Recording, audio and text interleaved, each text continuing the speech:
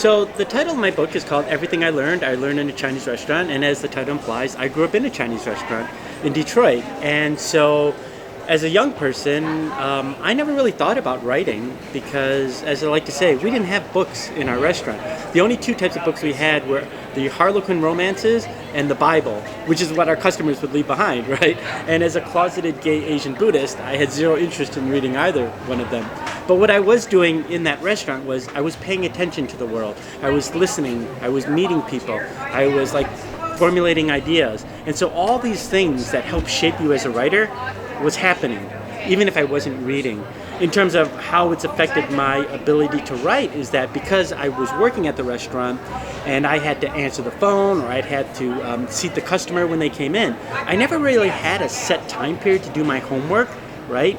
I never had quality study time. And so I had to really learn how to pivot anytime I had a moment. So if I was working on writing an essay for school and then a customer came in, I had to quickly go up, serve them, sit back down, and immediately jump right back in. And I think that has served me well because I'm able to write anywhere. I can write in a car, I can write on a plane, I can just turn it on in a moment's notice. Yeah, and so these are just these weird habits that you develop, as a writer. And that's what seems to work for me. So I'm really excited about my upcoming book tour, which comes out October 1st. And instead of doing things at, say, bookstores and museums and colleges, I'm going to do 24 events in 24 cities at 24 Chinese restaurants because there are 24 stories in my book. And it's going to be the 24 Stories tour. And the reason I'm doing them at Chinese restaurants is because, with all my conversation partners being chefs, waiters, restaurant owners, or restaurant kids, the reason I'm doing that is because I want to raise awareness of the struggles that a lot of these Chinese restaurants are having post-COVID, frankly. A lot of them have been shutting down. They're having difficulty finding staffing. The profit margins were already slim to begin with. And so I want to use my book as an opportunity to also help the community and help families that, also went through or are going through similar situation, that I did as a kid, as a Chinese restaurant kid. And so I'm really looking forward to it. That should be a lot of fun. I'm already getting a lot of media interest, and I'm actually thinking of maybe possibly even recording it or maybe doing a podcast out of the 24 restaurants that I go to. So that's why I'm curious as to how you've got your setup. I'm like, maybe I could learn a tip or two about how to do this. The community has been really great about supporting my book. People have been coming out of the word work offering to, host events, whether it's with their colleges or their companies, or their community groups. I mean, it's just been really, really wonderful. The support I've been getting for the book.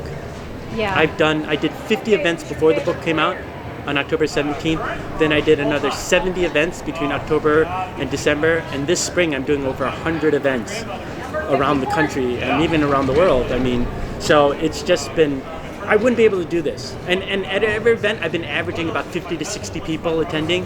I wouldn't be able to do this unless the community has really rallied behind my book. And so I just feel so thankful, and the book tour of the paperback is in my way of giving back to the community. Hopefully next year I will spend a lot of time just working on the follow-up memoir. I think I'll be in a mental state to do that. But until then, as I'm traveling around, I'm ruminating, I'm collecting thoughts, I'm putting together tidbits, you know what I mean? I'm talking to other people that are writing grief memoirs and figuring out how they're angling things. And so the writing process continues, right? Even though I'm not, just, sitting at a computer or a laptop just typing away. But the writing, the composing of the book is still happening, even when I'm at a book festival like this. I wanted to write a memoir about my childhood because I really loved growing up in Detroit at that time and in this family restaurant. Sadly, when my parents were in a car accident and my dad passed away, I was the one who was called back to Detroit to sell the family business. And eventually, when all my siblings moved away and they started having kids, I was a little sad that this next generation of our family wouldn't know about this 100-year history in Michigan. And so it really started off as a personal family project, and it was only after I started spending a fair amount of time writing it that I thought maybe I should get paid for this. That I started thinking, okay, well, how can I write a memoir that actually would sell? So that's when I started changing the book a little bit.